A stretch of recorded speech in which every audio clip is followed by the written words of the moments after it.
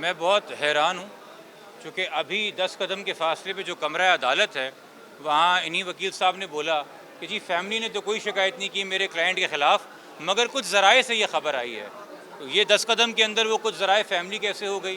भाई अगर आपका ये दलाइल हैं और ये मौक़िफ़ है, तो ये आप अदालत के सामने लिए ना। हमारे तो 161 के बयान फ़ाइल के अंदर हैं, हम उसमें रद्द-बदल नहीं कर सकते। हमने तो तावत दी है अदालत मिजाज को कि जी आप पढ़ लीजिए हमारे 161 के बयान। हमने शक का तो किसी पे इजहार नहीं किया। हमने ये ज़रूर पूछा कि जब ब्लाइंड मर्डर है तो बड़ा ज़रूरी है पता करना आखिरी 24 घंटे क्या हुआ। तो उस आखिरी 24 घंटे में जिससे रबते में रहा, अब वो रबते में अहमद बारदेसी भी रहा है, मगर उसके भाई अब्दुल्ला भारदेसी भी रहा है।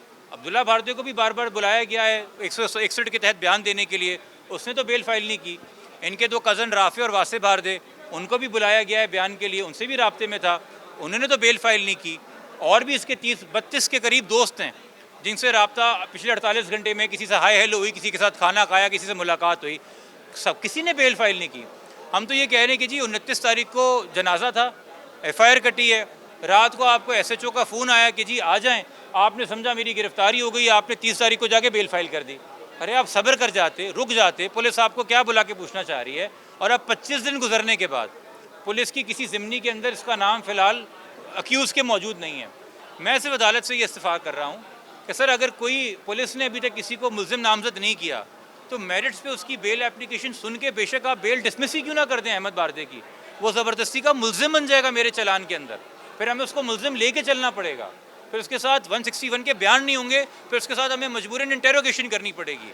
हमारा ये सवाल और मौक़िफ़ माकूल है, इसीलिए आज सेकंड पेशी के ऊपर भी ये बेल मेंटेनेबिलिटी पे है और 1 सितंबर को भी इसी मेंटेनेबिलिटी के पॉइंट पे अदालत को सेटिस्फाई करने के लिए एप्लीकेंट के वकील ने टाइम मांगा है कि मेरे इस ऑब्जेक्शन को एड्रेस किया जाए कि बेल मुल्ज़िम फ़ाइल करते हैं, ये नहीं कि मुझे खदशा है कि जी चलते मुझे भी अरेस्ट कर लेंगे।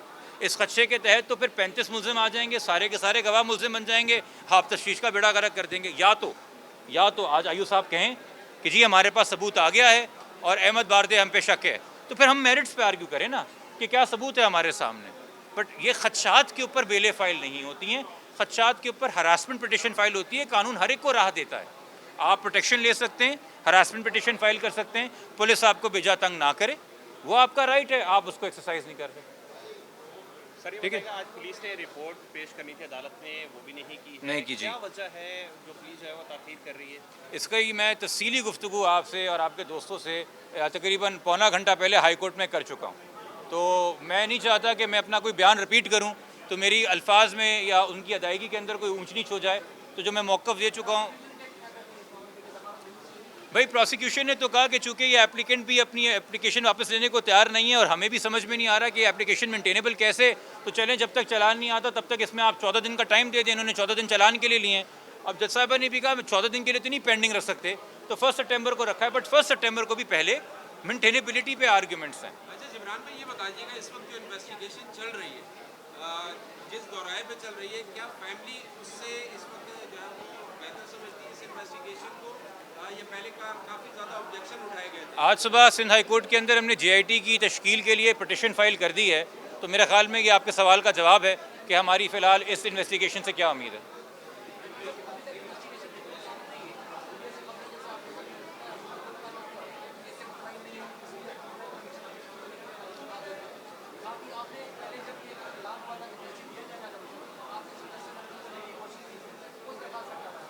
देखिए चीफ जस्टिस साहब को तो हमने सिर्फ ख़त लिखा था, चूँकि उस वक़्त कोई फ़ैसला हुकूमत ने नहीं किया था, उन्होंने एक बयान दिया था। अब वो फ़ैसला हो गया है, तो फ़ैसले को तो किसी लेटर के ज़रिए चैलेंज नहीं किया जाता, पिटिशन के ज़रिए चैलेंज किया जाता है। तो हमने आज वो पिटिशन लगाई है। बयान की हद तक एक ख़त काफ़ी है, मगर जब फ़ैसला काबीना का आ जाए तो आप उसको पिटिशन में इम्प्यून करते हैं।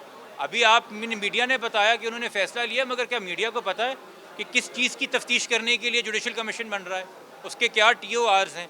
तो जब तक TOR वाज़े ना हो, दायरा कार वाजे ना हो, उनकी अथॉरिटी और पावर्स वाजे ना हो। सिविल कोर्ट की पावर तो है, क्रिमिनल कोर्ट की पावर तो इंक्वायरी को नहीं होती ना, चार्जशीट तो नहीं बना सकते, 173 तो नहीं कर सकते, वो किसी को इंटेरोगेट भी नहीं कर सकते, वो किसी की तफ्तीश भी नहीं कर सकते।